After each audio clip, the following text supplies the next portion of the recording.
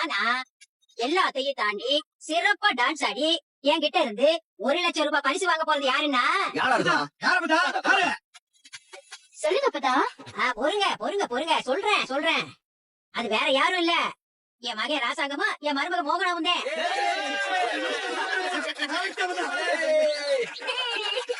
எனக்கு பரிசு கொடுத்திருக்கிய பிள்ளைங்களுக்கு யாருக்காவது கொடுங்க. அதெல்லாம் முடியாது ராசாங்கம்.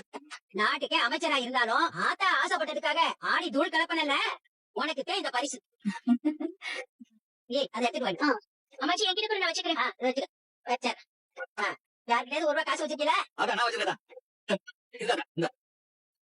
என்னமா இது இன்னைக்கு சிறப்பா ஆடி என்கிட்ட இருந்து 1,00,000 ரூபாய் பரிசு வாங்குறது என் மகன் ராசாங்கமும் என் மருமக மோகனாவும் தான்.